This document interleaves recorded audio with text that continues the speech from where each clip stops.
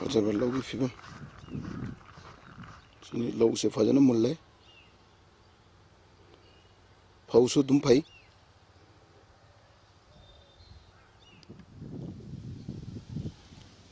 ngasi video sidi koigi matamgi matungina aikoigi lau se sangambadagi aikoi lau se fajana tawna munbagi matang yusilakle haibidi lau se khoingang saba haibido aikoigi madugi matang yusilakle khoingang sarakle duna mafam mafam khara dadi lau se fajana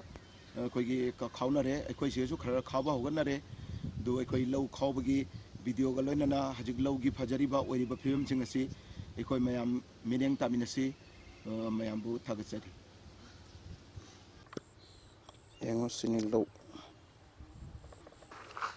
lau singse faudi yam satina koi gi pan badina te sigam kaino fisari malerame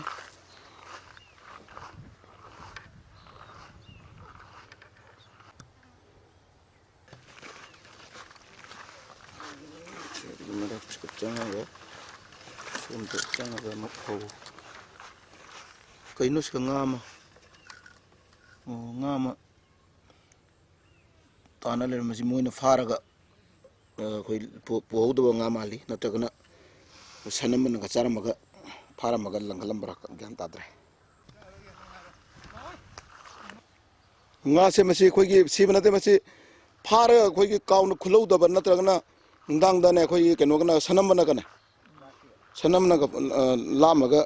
duma da khangde oh koi gi keno inawani kaksu moi labutak mai noi kani keno tawdora nga phadora nga phage lai mi do ising jamani nang mission thawdani nga phabaise tadi ya ising yam leibra jiksu ising lei oh doi di mission natadi jada boy di inna phaja roidro inna phaw chwa khawa gani ga to in baba wan natra khawani belagi mil lei do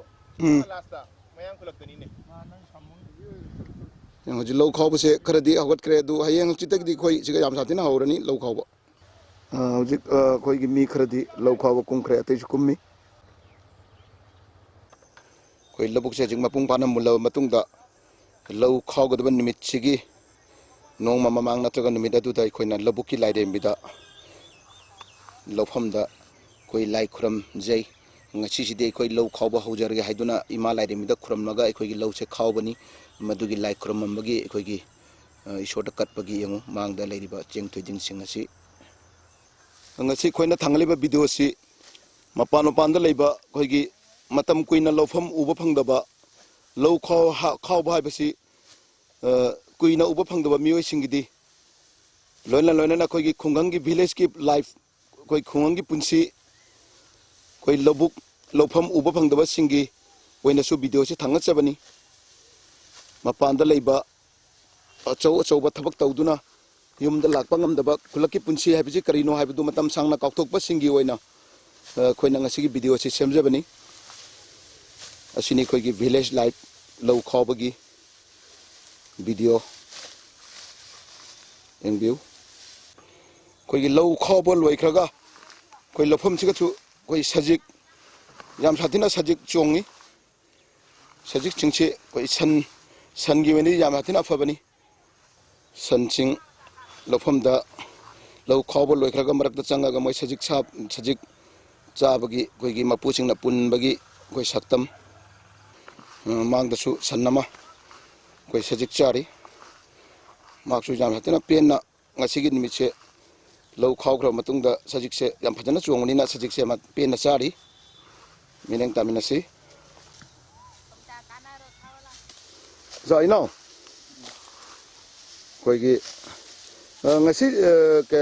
lâu khâu bây giờ kem quy để khâu được bạc ngày xí cái này lâu khâu bây giờ mà khoi ayuk tới khâu được pani ayuk tagi ngày xí ayuk tagi pung cái đấy khâu được pana ayuk pung pan gai đấy khâu được pani pung pan tagi coi cái để hậu dịch phao đâu đấy mà chắc sao đi chắc sao bây giờ labuk tôi nè sar coi chả entra sẽ lâu sẽ kia u bano kia tere makai ka isagi ra natragna mira isagi u badum isagi u jabani dum matam len boy na nata len boy na khau kia tare makai ni pan mu uba asa do de hojik lau kia mukti khau khre kia muktam khau le do di kia taruk mu hen na wali ne wali de si khau bol ragam ko ko honjan basidi ꯈꯣꯟꯖꯟ ꯃꯁꯤꯗꯤ ꯕꯥꯔꯗ ꯀꯣꯛꯇ ꯈꯔ ꯏꯁꯥꯅ ꯎꯕ ꯃꯤꯉꯣꯟꯗꯁꯨ ꯑꯗꯨꯝ ꯄꯨꯍꯟꯕ ꯑꯗꯨꯅꯤ ꯅꯠꯇ꯭ꯔꯥ ꯑꯗꯨꯒ ꯂꯩꯍꯧꯔꯤꯕ ꯑꯩꯈꯣꯏꯒꯤ ꯈꯥꯎꯈꯤꯕꯒꯤ ꯃꯀꯣꯛꯁꯤꯡꯗꯤ ꯑꯩꯈꯣꯏ ꯆꯔꯨꯈꯣꯛ ꯍꯥꯏꯇꯥꯔꯦ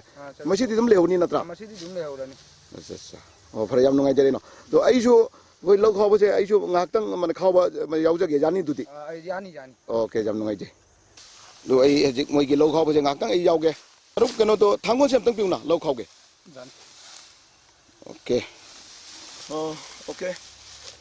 ꯃꯌꯥꯝ ꯑꯩꯈꯣꯏ ꯂꯧꯁꯦ ꯃꯇꯦꯛ ꯈꯤꯇꯪ ꯈꯥꯎꯖꯒꯦ ꯂꯧ ꯈꯥꯎꯕꯗꯤ ꯍꯥꯟꯅ ꯌꯥꯝ ꯈꯥꯎꯔꯝꯃꯤ ꯁꯖꯤꯛꯀ ꯈꯥꯎꯔꯝꯃꯤ ꯁꯟꯒ ꯂꯣꯏꯅ ꯑꯩꯈꯣꯏꯒꯤ ꯏꯃꯥꯅ ꯑꯩꯈꯣꯏꯒꯤ ꯁꯟ ꯂꯣꯏꯔꯝꯃꯤ ꯑꯗꯨꯒꯤ ꯂꯧ ꯈꯥꯎꯔꯝꯃꯤ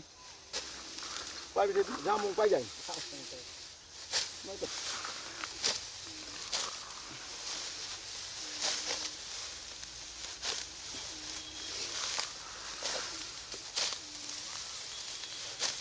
असिदि लौ खरो खाब का लोरे को लौ तक होई के हा थोंग ना चाबजे हाउनी ने जा पोट का नत्रा आई हयें जो खरो खाब जाउनी बो से थमबसिना काई थमदैनो जहा मना थमदै सिगम थमदैनो य मने पाइरा खाबे वसे खाबजे मिसिंगी जो लौ खाबजे थो नत्रा थो ओ होगे से अहिंग तुमने नुंगांग पूरा अहिंग अमा खाबसु काई दियाबा लाइट थालगने हेलोजन लाइट म थालगा अस जाम नुंगाई लौ खाबसे दो समाय तो ना कोई लौ खावना लबुकता चेन बा चोंगबा सानबा लबुकी पुंसी कोई खुंगगी खुलकी पुंसी से मसिसु अक्षांगदा कोई जाम हातिन एक्सरसाइज कुंबा साजेन गुमनी मसी मयामसु कोईगी चाखटपा पुंसी कोई गाड़ी द फंबा बाइक द थौबा कार द थौबा याम चपदा मधु पोतो हक्सांग की ओइना अमरमदा नुवायरगसु अमरमदा मांगबोय तन हक्सांग साजेन तोबसे कोईगी जाम हातिना कोई अफबनी दुना खोंगना चटपा साइकिल थौबा सुमा लौ खावबा लबुकता चटपा खुलके हा फ्रेश ओबा एयर नुंसित मसिगुमसे कोईगी लांगदुना सानबा खोनबा तोबसे मसी मयामना चटकिबा हौकिबा अलीबा पुंसिबो इखोइना मो मधु सुंगांग मंगलोइसी मधु मरमक कोई याहोनसी टाइम फंगना दम चिन्ना लेगिबगी ऑफिस की थबक तबदुना मनी दुरगसु कोई असिगुम खुलकी विलेज लाइफ स्टाइल मसी खोइना कोई मरक मकता कोई तौब फै मयामबो थागसरी मथंग आई अमु कैमरा पाइजरगा मोगी थबक सुबा सिंगसिना सुबा फौबोन होन बखोपा से मयाम नेंग तामिना से थैंक यू सिना कोई फबुन होन बाइदुनी मय निपा मन आत थापना फबुन होली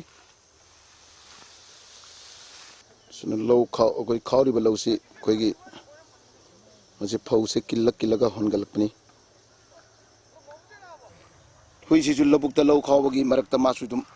चेन चोंगना सानाबा जुम जाव येंगु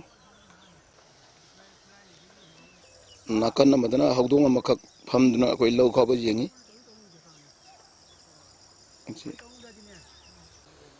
हजिक दुम निमित से तासिलकले कोई संध्या उसिलकले ओ इनाउ से क्याम कुइना नंग खावगिनी पुंगनी बु खावगिनी ओ पुंगनी करिगे नंग जम थेंग खावदोइनो अईदी अयुक्त थबक सुबनीना अयुक्की मतम संगदवने नुंदांदोन खावरनेगा ओ दुना खरा थेंग तौना नंग लाकबनीना थेंग खावदोरिबा ओ सफाई भाई याम काइदे या तरो सि खोइगी लौ खावजे लोइरे ताचौगी से तो नंग थोंगला लो ताचौ